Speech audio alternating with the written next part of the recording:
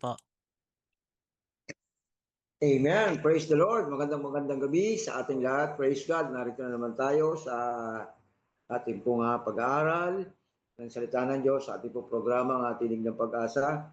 Praise God. Ito po ang inyong lingkod sa gabi ito na tunay nga na ako po ay may privilege na magamit ng Panginoon tonight to speak the Word of God. I'm Pastor Gab Cruzada from Jesus Bilatodap, Alaminos, Pangasinan. Gandang gabi po sa bawat isa. Amen. So praise God. So, sa gabi ito mga kapatid, tayo po ay muli ay meron tayong pag-aaralan patungkol po sa sinabi po ng ating Panginoon. Ano po? Sa kanyang banal na kasulatan. At tayo po ay tumatahak dito po sa ating pong series na kung saan po ay ito po yung nararapat lalong-lalo na sa mga panahon ito. Ano po? Kaya naman sa gabi ito, sige po, sama-sama po nating basahin. Labas po natin ang ating pong mga Bible. Kung kayo po ay nakatunghay sa gabing ito, at kung kayo po ay nagnanais na mag-write down, labas niyo po ang inyong ballpen, ang inyong pong notebook tonight. Let's read the book of John chapter 16, verse 33. Amen. Sa New King James po, sabi po ni Jesus, dito po sa John chapter 16, verse 33, "This thing I have spoken to you, that in me you may have peace. In the world you will have tribulation. But be of good cheers. I have overcome the world." Ayan, no? Sabi ni Jesus sa Tagalog, no? Sinasabi ko sa inyo ang mga bagay nito upang inyong pakikipag-isa sa akin ay magkakaroon kayo ng kapayapaan. Magdaranas kayo ng kapigatian sa sanlibutan ito. Ngunit tibayan nyo ang inyong loob na pagtagumpayan ko na ang sanlibutan. Ayan, tinagalog ko lang po. Ano po? Mga kapatid, no? Ito pong context ng John chapter 16 ay ito po yung pagpapaalam po ni Jesus. No? Hindi lang po doon sa kanyang apostle, no, yung 12 apostle po na kanya pong during that time, no, yung kanyang pong mga kasama at sa mga disciple din po, ano po, nagpapaalam na siya ito. Kaya nga po dito isang bilin po sinabi niya na sabi niya, "This thing I have spoken to you," no, nabanggit niya na dito sa mundong ito, that in me, sa akin, you may have peace. Okay, Jesus daw magkakaroon ng payapaan, pero sa mundong ito, daranas ka ng maraming kapigatian. Pero alam niyo po, yun sabi niya pa sa bali niya rito. Sabi niya, ngunit, sabi niya gano'n, ano? Tibayan niyo ang inyong loob. Be on a good cheer. I have overcome the word. Yan. So, ang ganda po nitong topic natin. Ano po? So, sa gabi nito, sa pagpapatuloy po ng ating serye, pag-usapan po natin, ano po yung tatawag na peace in the midst of suffering. Okay? Kasi nabanggit po dito ni Jesus, no? Babalikan ko po, ang context po nitong John chapter 16 is all about nagpapaalam po, no? Yung pagpapaalam po ni Jesus sa kanyang mga disciple, maging doon po sa 12 apostol, nagpapaalam na po siya rito, no? Na marami na po siyang binanggit at ito po yung pinakauling sinabi niya sa John chapter 16, ano po? Na yun nga po, may kapayapaan sa kanya, pero sa mundong ito, daranas po ng mga kapighatian. Ayan. Kung mapapansin niyo po, ito pong word na ito talaga pong angkop na angkop sa panahon natin ngayon, mga kapatid. No? Ako po'y naniniwala na hindi man po tayo nagkakadaupang palad sa gabing ito, kung saan ka man naroroon, alam ko po, no, lalo na dito sa Pilipinas, tayo po ay talaga pong, anong tawag nun, litong-lito na tayo sa nangyayari, lalo na tingnan niyo po, wala pong tigil, every week na lang po, tumataas po ang presyo ng gasolina, ng crudo, at siyempre, ito follow na rin po yung tatawag po natin na domino effect, yung pong mga bilihin, ano po, yung mga basic commodities, talaga po nagtaasan na, ano po. Kaya naman po, maraming mga tao ngayon na nakakaranas po ng kapigatian, no? Yung mga tribulation, mga suffering, talaga po nagsasuffer tayo, ano po. Dahil nga po doon sa nangyaring conflict sa Middle East. But anyway, hindi po yun ang pag-uusapan natin. Ang pag-uusapan po natin dito is peace in the midst of suffering. So, katulad po na banggit ko kanina, marami po sa atin ang talaga pong litong-lito na, or yung iba po talaga pong di na malaman kung anong gagawin, no? Sa gabing ito, tuturuan po tayo ng ating Panginoong Yesus. No po? At siya po ang magsasalita sa akin.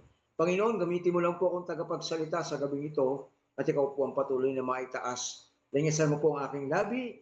Gamitin mo ko, Panginoon, upang marami po kami matutunan. Salamat po, Diyos, in the name of Jesus. Amen. Amen. So, peace in the midst of suffering. So, pag nagtanong po kayo sa mga hindi mananampalataya or hindi wala pong relationship kay Jesus, sasabihin nila dyan, parang ang hirap naman yatang mangyari yan. No? Sa kabila na may naharap ka, sa kabila ng maraming pagsubok, sa kabila ng maraming kapighatian, eh payapa ka pa rin. No, yan ang kakaiba sa atin, lalo-lalo tayong mga Kristiyano. Ano po? Lalo na kung malalim ang iyong relationship kay Lord, kay Jesus, alam na alam mo ito eh. Pero ang ganda po ng sinabi niya sa dulo. Ano po sabi niya? But be of a good cheer, I have overcome the world. No? Ang ganda po nito, mamaya video po natin ang niya, yan sa dulo po yung sinasabi ni Jesus niya. Now, ang tanong po, how to have peace in the midst of suffering. So paano nga ba tayo magkakaroon ng kapayapaan sa kalagitnaan o sa panahon ng ating pong kapighatian or tribulation? Ano po? Kasi binabanggit po dito is tribulation. No? If you notice mga kapatid, sa translation po ng MBB, ng Tagalog po, binanggit po dito na magdaranas kayo ng kapighatian. Okay? So pagka tiningnan po natin yung Tagalog, yung kapighatian, alam na agad natin eh, no po? Pero pag yung tribulation po ang tiningnan natin, mga kapatid, yung meaning po niyan sa English, down, doon po sa Tagalog word, no? Hindi lang po siya basta kapighatian. Kaya nga po, dito po, no, itong ginagamit natin yung pong King James, New King James Version, talaga po yung tribulation po nag-step sa akin. So, iba't ibang klaseng kapighatian po ang dinaranas ng bawat isa. No? Or sabihin natin, wala yung conflict sa Middle East. Meron at meron pa rin tayong mga kapighatiang dinaranas. No? Especially sa financial, sa emotional. No? Kaya nga tingnan niyo po, mundo ngayon, kahit po mga mananampalataya, no? Lumalabas po, ewan ko bakit naging uso, trending ba talaga? Yung pong tinatawag na anxiety, depression, no? Bigla-bigla stress. No? Samantalang noon, wala naman yung mga word na yan eh. Ano po? Ang nakakalungkot lang, minsan, kahit po mga mananampalataya o Kristiyano, sinasabi natin, mababalita natin, ay, si ganito, naku, dumaranas ng depression, wawa naman, na sobrang bigat ng pinagdaraanan, ayun, meron ng anxiety. But remember what Jesus did, what Jesus says, sabi niya gano'n, no? Be of good cheer, I have overcome the world. Yan, especially, lumagpas na po, kalalagpas pa lang natin, kalilipas lang po ng tinatawag po na Lenten season.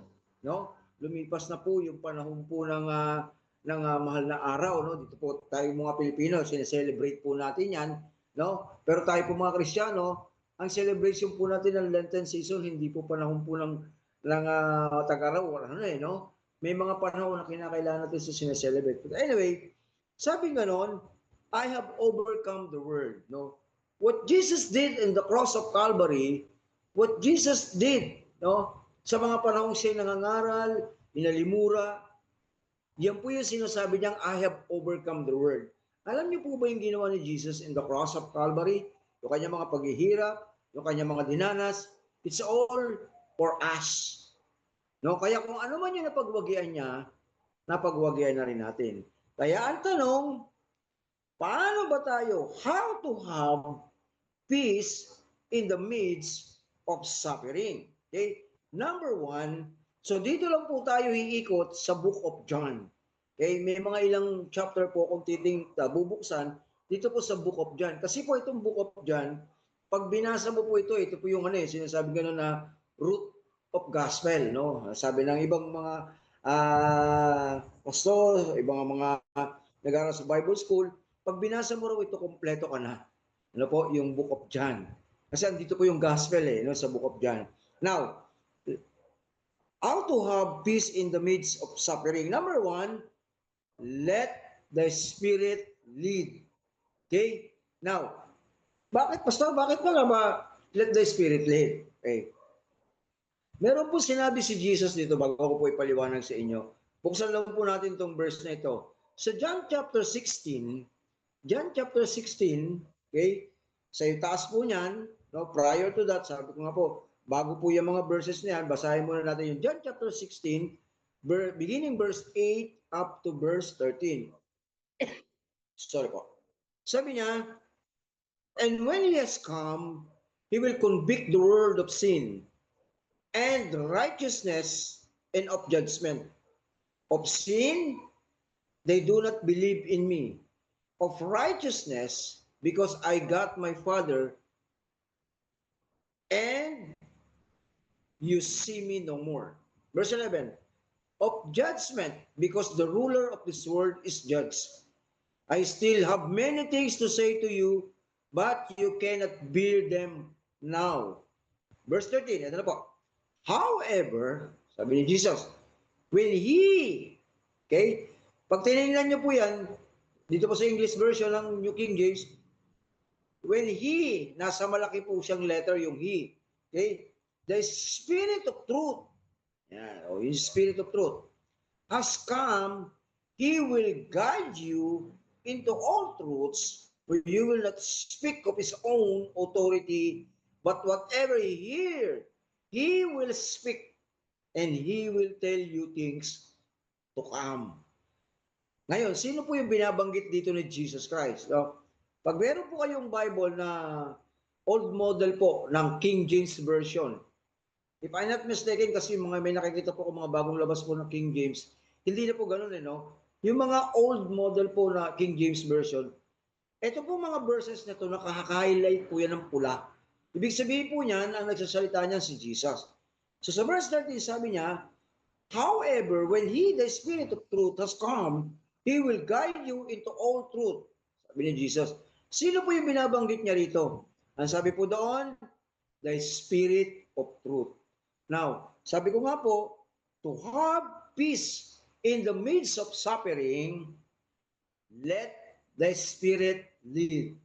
Hayaan natin yung Espiritu na ibinigay sa atin ng Diyos ang siyang manguna sa atin. Ang siyang magdala sa atin. Di ba? Ang sabi nga po ng Romans chapter 8, verse 15, we do not receive the spirit of fear. Hindi tayo tumanggap ng espiritu ng pagkatakot, kundi ang espiritu ng pagiging isang anak na tatawag ng Ama, Ama ko. So, ibig sabihin mga kapatid, dito sa binabanggit ni Jesus na ito, sabi niya sa verse 8, and when He has come, He will convict the world of sin and righteousness and of judgment. So the Holy Spirit itself will work on us. So kapag nasa kalagitnaan ka po sa buhay mo, para maranasan mo ang kapayapaan, hayaan mong pangunahan ka ng Espiritu ng katotohanan. Sabi niya sa verse 13, pabalikan mo lang po,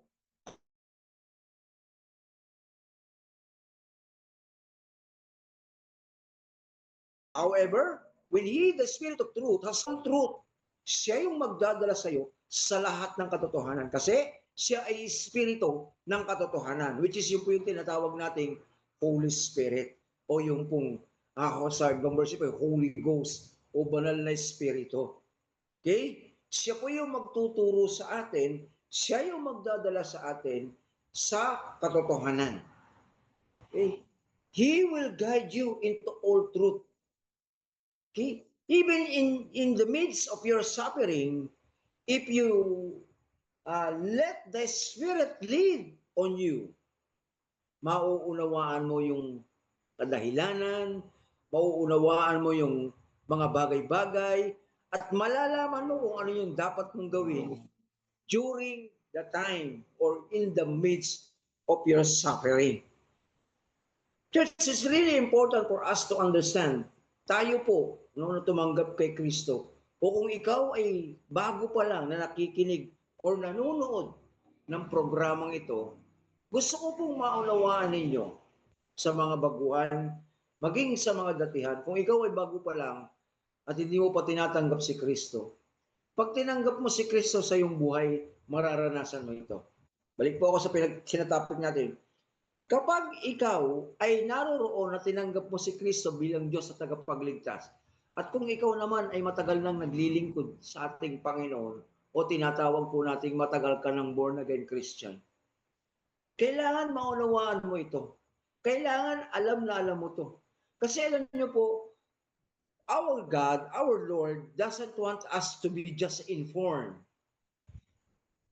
but He wants us to be transformed. So, hindi lang basta may alam ka.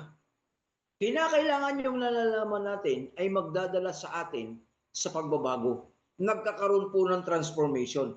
That's why, if we let the Spirit lead on us, even in the midst of the suffering, mauunawaan mo yung katotohanan. Malalaman mo yung katotohanan. Amen? So babalik po tayo doon sa sinabi ni Jesus. Minsan, nagkakaroon po nga ng mga pinagdadaanan, pagsubok, napakaraming iba. Sabi ko nga po, iba't iba po. Minsan po, physical suffering, mental suffering, financial suffering, family, no, sa community, how do you cope you up? Paano kanila tinatanggap bilang isang Kristiyano sa community? Parang ang hirap po nun no? Yung hindi mo malaman kung ano yung gagawin mo. But what Jesus did, what Jesus says in the book of John chapter 16 verse 33, if you go down in verse 33, sabi niya, in this world, so tingnan niyo po, doon pa lang sa mundong ito, daranas kayo ng kapighatian. So in the midst of suffering, if you let the Spirit lead to you, or in us or on us, mauunawaan natin kung bakit tayo mayroon pong tinatawag na kapighatian. Why? Because it's all predicted by Jesus. Sinabi na ni Jesus, okay, kaya naman pala ito pala yung isa sa magiging pagdaraanan ng buhay ng paglilingkod kay Kristo. Living like Jesus or walking with Jesus or lying down in the bed is not you're lying in the bed of roses. Hindi ganun po yun. You're giving life to Jesus, now you say, oh, okay. Tinanggap ko na si Kristo sa buhay ko. I do believe hindi na ako magkakaroon ng pagsubok, wala na akong problema. No. The mere fact na tayo po tumanggap kay Jesus, mas naging open po tayo sa napakalaking pananaw. No? Hindi dati po, dyan lang yung nakikita natin yung horizon. But now, we see beyond the horizon. Nakikita na natin kung ano pa yung malayo. Natataraw na natin kung ano yung pwede natin pagdaanan. It's like you're traveling, no? Nagdadrive ka sa isang straight na highway. Malayo pa lang, tanaw mo na kung ano yung dadaanan mo. Kaya dito mga kapatid, sa kalagitnaan o kung ikaw ay dumaranas ng kapigatian, ng mga suffering sa buhay mo, hayaan mong pangunahan ka ng Espiritu ng Diyos. Yung Holy Spirit, the Spirit of Truth. Kasi kung tayo po ang magdadala sa ating buhay when we are in the midst of suffering, ang kasunod po nun, pag tayo po ang nanguna, tayo po ang nagdala, ang kasunod po nun, hindi na suffering. You will struggle in your life, you will lose everything. Tandaan niyo po, mawawala talaga. Hindi mo na alam kung anong gagawin mo. That's why when you let the Spirit of God, let the Spirit lead on you, hindi tayo maliligaw. Bakit? Sabi po dito ulit ni Jesus, sa John chapter 14, bago po sa John chapter 16, John chapter 14, verse 26, sabi niya, but the Helper, the Holy Spirit, whom the Father will send in my name, sabi niya, ipadadala ng aking Ama sa pangalan ko. He will teach you all things and bring you to your remembrance all things that I said to you. See, kapag hinayaan mo yung banal na Espiritu Santo na pinangungunahan ka, tuturuan ka at ipapaalala niya, sabing ganun, and bring you to your remembrance all things that I had said to you. So ipapaalala daw ng Holy Spirit yung mga narinig mong turo, nabasa mo, narinig mong salita ng Diyos na magpapatatag sa iyo.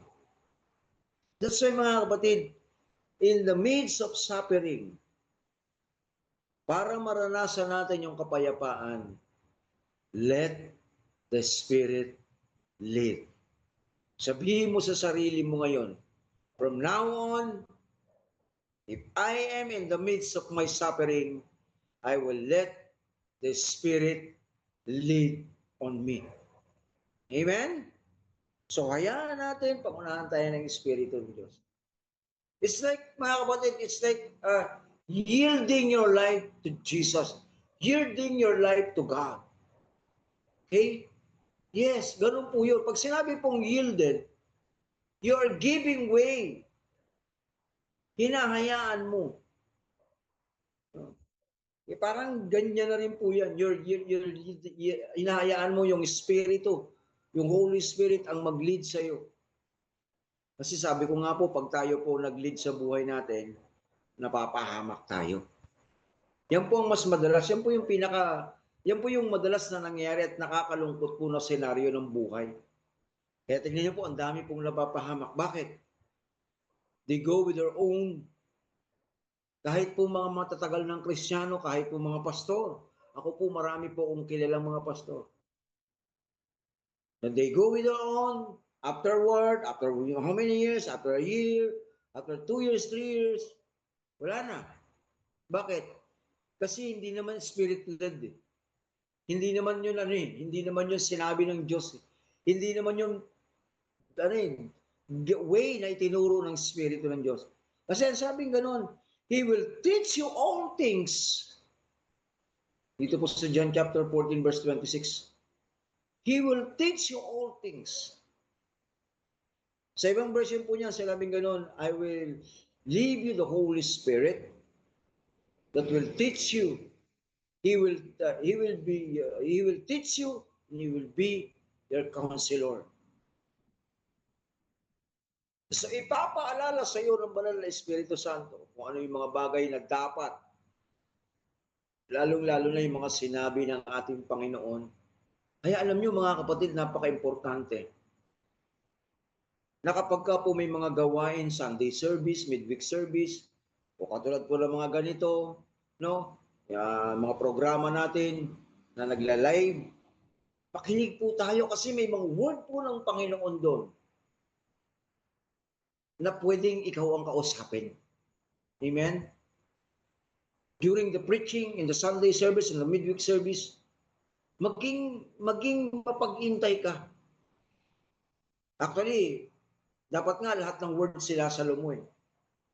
And alam niyo po, pagkaganon po, marami kang pondo na magdadala sa iyo na salita ng Diyos at malalayo ka sa kapahamakan.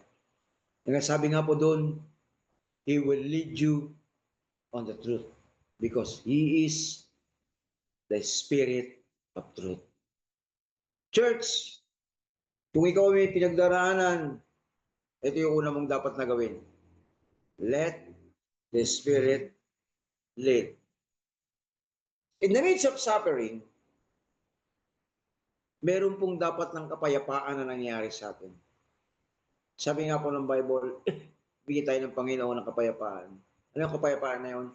The peace that passeth all understanding.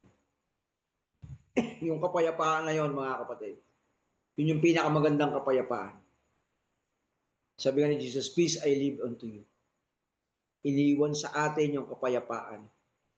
Kaya kapag ka meron pong kaguluhan sa iyong isip, sa iyong buhay, sa trabaho mo, hindi po yan galing sa Diyos.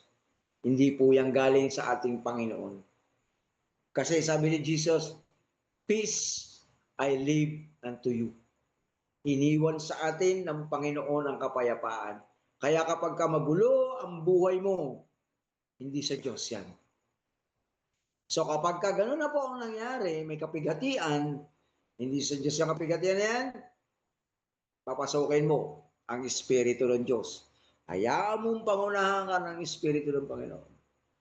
Maraming bagay. I remember, si Rev Stella, no, yan po yung isa sa mga tinuro niya sa amin, no, nung during my early in the ministry, nung bago-bago pala ako sa ministry. Pag meron ka daw mga nakakalimutan, may mga bagay ka na gusto mong malaman, huwag ka daw magtanong kung kani-kanino. Tawagin mo ang Holy Spirit. Alam niyo po yung kahit sa pinakamaliit na bagay, literally sa pinakamaliit na bagay, yung hinahanap mo yung karayom at hindi mo makita, as the Holy Spirit, let the Holy Spirit lead. Magugulat ka. Hindi mangyayari yung katulad ng sinasabi ng mga nanay at tatay natin, no, mga lolo at lola natin. Nahanapin mo yon, pag hindi mo makita, makikita mo. Dahil kapag ang Holy Spirit ang tinanong mo at hinayaan mo na manguna sa iyo, yung hinahanap mo, makikita mo na talaga. Amen po ba? So sabihin mo ngayon sa sarili mo, from now on, I will let the Spirit of God leads on me. Alam niyo, dapat hindi lang in the midst of suffering eh. Dapat sa lahat ng bagay. Diba sabi nga po ni Paul, let the Spirit lead. The leading of the Holy Spirit will lead you in truth. Sa katotohanan lang po at wala nang iba. Secondly, to have peace in the midst of suffering. Number two, remember that God is with us. Remember that God is with us. Tandaan po natin na ang Diyos po ay sumasa atin. If you notice in John chapter 16, binanggit po natin kanina, binasa natin yung 33, akyat po tayo ng isang verse sa 32. Sabi po ni Jesus, indeed, the hour is coming. Yes, has now come, that you will be scattered.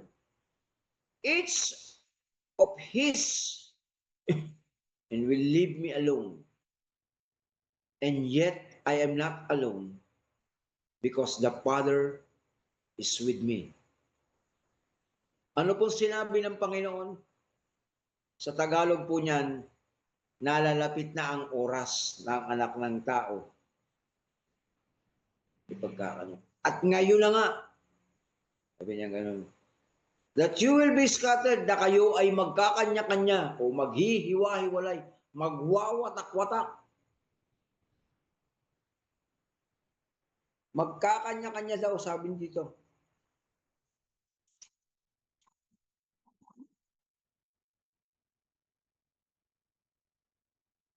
At iiwan niyo ko. Bawat isa sa kanila, sinabi ni Jesus, maghihiwa-hiwalay kayo at bawat isa sa inyo ay iiwanan ako. And you will leave me alone. Pero ano po yung pasubali niya? And yet I am not alone. Subalit ako'y hindi nag-iisa. Because the Father is with me.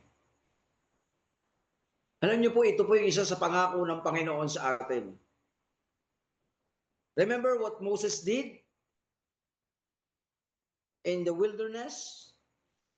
Ano po ang deal niya sa Panginoon? Anong deal niya po kay Yahweh?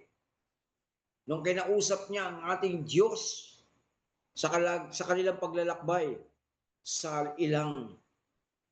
Sabi niya, Yahweh, Diyos ng Israel, kung hindi mo kami sasamahan, dito na lang kami. So, tingnan niyo po yung paglalakbay. Kung hindi daw sila sasamahan ng Diyos sa kanilang paglalakbay, hindi na sila aalis doon kung nasaan sila. Ano po sinagot ng Diyos sa kanya?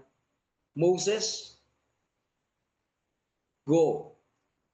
I will go with you wherever you go. Sasamahan ko kayo saan man kayo naroroon. That's the promise of God to Moses. O tatanungin niyo po kung kay Moses po yung pastor. And what God says in Hebrews chapter 13 verse 5, letter B, I will never leave you nor forsake you. Hindi daw tayo kakalimutan at hindi tayo iiwanan ng Diyos. See how the promise of God is? Kaya tandaan nyo mga kapatid, kung ikaw ay naroon sa kapigatian ng iyong buhay, you are in the midst of suffering, para maranasan mo yung kapayapaan, lagi mong tatandaan na kasama mo ang Diyos. Kasi kapag ganun po naging mindset natin, those suffering will gone. Pag ang mindset mo, kasama ko ang Diyos, kasama ko ang Diyos, hindi ako malulunod.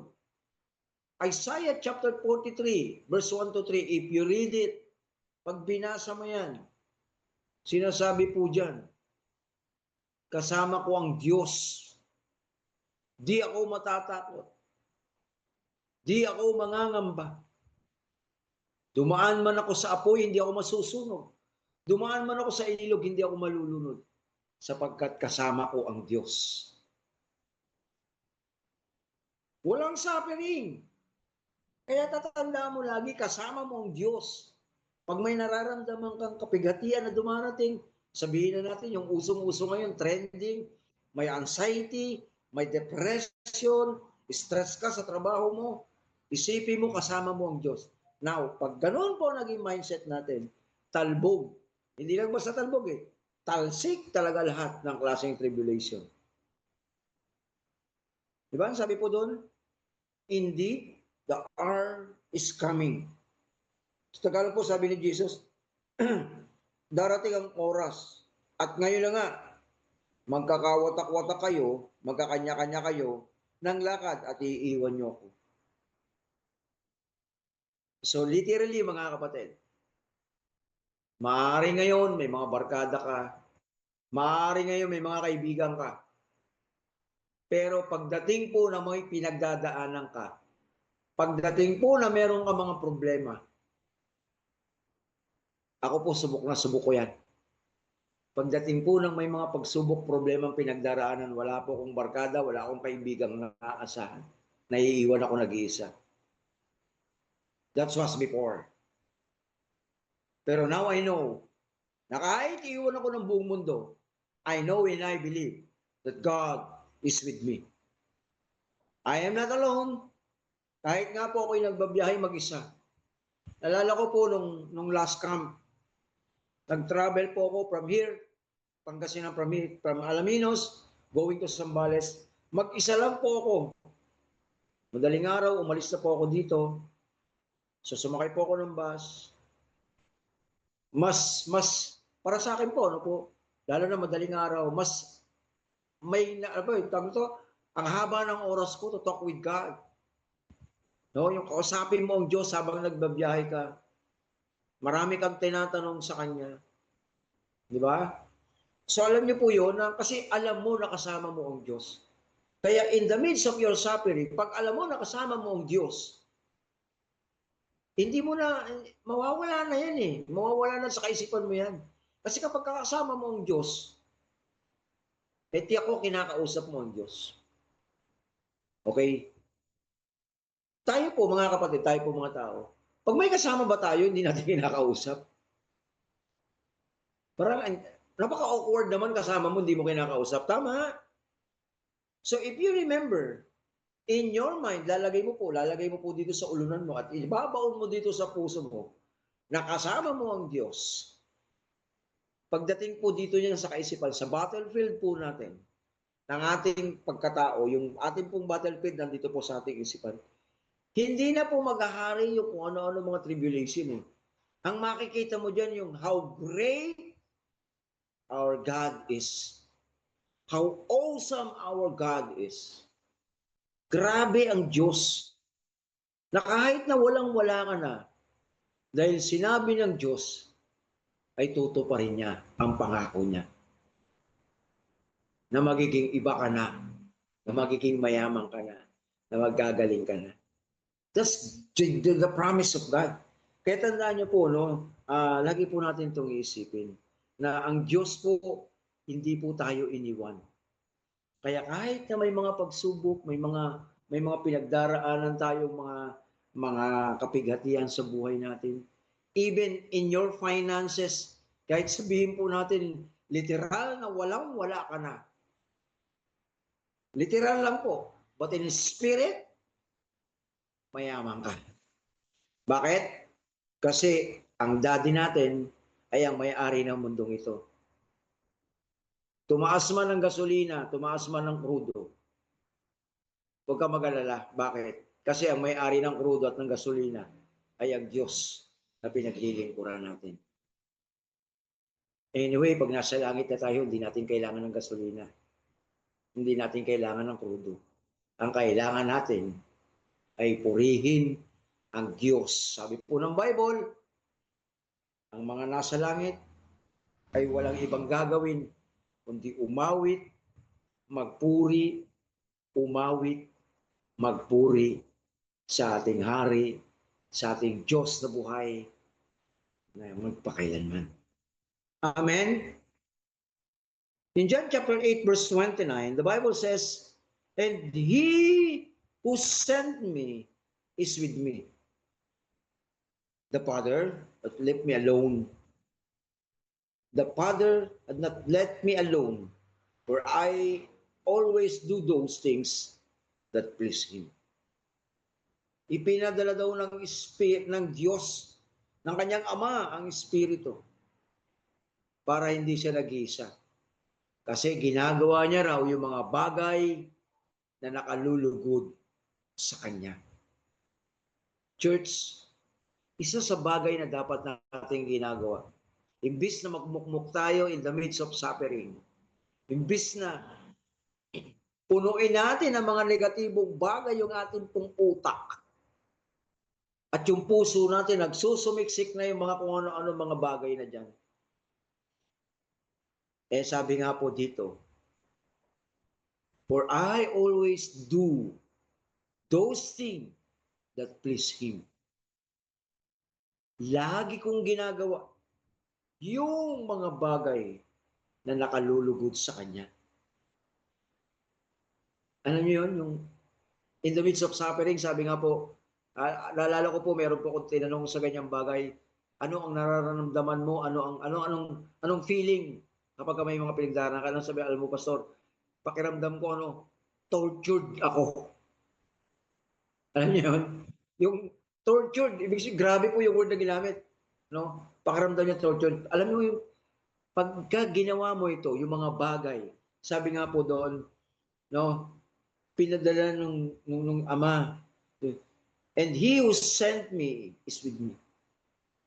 The Father, puro sumasa Kanya, yung Ama. Kaya hindi siya naiwan nag-iisa. "For I always do something, those things that please Him." Kaya pala lagi nakandyan yung Ama, yung Diyos sa Kanya, kasama niya, ginagawa niya yung mga bagay na nakalulugod sa Kanya. Alam mo, sa gabing ito, kung hindi mo pa nagawa yun, araw-arawin mo na, simula bukas. Gumawa ka ng mga bagay na nakalulugod sa Diyos.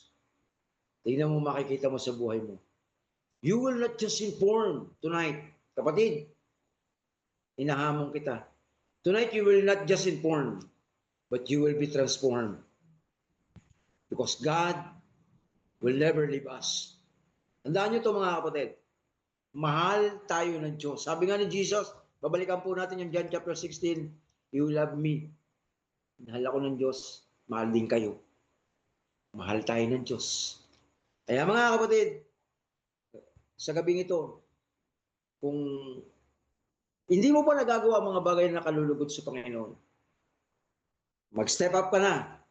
Tanda mo, pag ginawa mo to, at ginawa mo ng tuloy-tuloy, katulad po ng sinasabi ni Jesus, God will never leave you.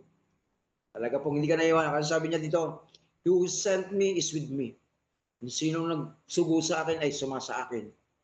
The Father has not left me alone. Hindi ako iniwan. Kaya tandaan natin, in the midst of our suffering, para maranasan natin yung kapayapaan, isipin natin, tandaan natin, lagay natin sa isipan natin na ang Diyos ay sumasa atin. Ito po ako magtatapos. Kanina po, binabanggit ko po yung sinasabi po dito sa John chapter 16. Sabi po, di ba, meron po siyang binanggit dyan. Po sa John chapter 16 verse 33, balikan ko po, sabi niya gano'n, be in a good cheer, I have overcome the world. Dito natin tapusin to mga kapatid. Ang kapayapaan ay nasa Diyos. Kaya nga sabi niya, peace I leave unto you. Everything na nangyayari sa mundong ito, ang katapat niyan ay ang Diyos. Dahil pag nakapokus ka sa ginawa ni Jesus in the cross of Calvary, pag nakapokus ka sa ginawa ng Ama na isinugo niya ang kanyang nag-iisang anak na si Jesucristo, na ating Diyos at tagapagligtas, makikita mo, mapagwawagyan mo ang mundong ito. You will overcome the world, your tribulation, mararanasan mo ang kapayapaan. Kapayapaang hindi kayang tumbasan, kapayapaang hindi kayang bayaran. At yun ay makukuha lamang sa panahon na ikaw ay nakatuon ang iyong paningin sa ating Panginoong Hesus. Sapagkat siya lamang ang kapayapaan. Siya po ang prinsipe ng kapayapaan at higit sa lahat, siya po ang magbibigay sa atin ng kapayapaan. Kapatid, sa gabing ito, kung ikaw ay baguhan pa lang, inaanyayahan kita, tanggapin si Kristo sa iyong buhay bilang Diyos at tagapagligtas upang maranasan mo ang kapayapaan sa iyong buhay kahit na nasa gitna ka ng iyong mga pagsubok, ng iyong kapighatian. Tayo po yung muko. Sumunod po kayo sa panalangin ito. Dakilang Diyos sa oras na ito, sinusuko ko ang aking buhay. Binubuksan ko po ang aking puso, Panginoong Hesus. Tinatanggap kita bilang aking Diyos sa tagapagligtas. Ikaw po maghari sa akin upang nang sa ganon, ang mga kapigatiang ito hindi ko maranasan. Ikaw po, Panginoon, na maging kapayapaan ko sa lahat ng bagay. Na kahit na may kaguluhan, ikaw po ang magbibigay sa akin ng kapayapaan. Salamat po, Panginoon. Puri kita dinadakila sa pangalan ni Jesus. Amen. I pray for you all. Father, thank you for your word tonight. Thank you, God, for we have understand that despite the fact, Lord, na marami pong tribulation na mararanasan ng iyong mga anak, but then, sabi mo, Panginoon, sa iyo lamang ay may kapayapaan. Salamat po, Panginoon, sapagkat kami tinanggap mo bilang iyong mga anak. Salamat po, Diyos, sapagkat meron kaming pagkakataon na makalapit sa iyo at makadulog sa iyo. Panginoon, dalangin ko po sa gabing ito, patuloy mo kaming bigyan ng kapayapaan. At tunay nga po, Lord God, na kami po, Panginoon, ay patuloy na magkaroon ng matatag na puso upang harapin ang bagay na mga nangyari sa mundong ito. Salamat po, Diyos, gabayan mo kami at nubayan sa lahat ng bagay. Pinupuri ka namin dinadakila sa pangalan ni Jesus. Amen and amen. Praise God. Magandang gabi muli sa ating lahat. Ako po inyong lingkod, Pastor Gab Cruzada. Inayaan ko ulit kayo na dumalo sa ating pong tumunghay sa ating pong mga gawain, lalo-lalo po ang Tinig ng Pag-asa tuwing Huwebes po ng alas 8 ng gabi. Maraming salamat po. God bless us all.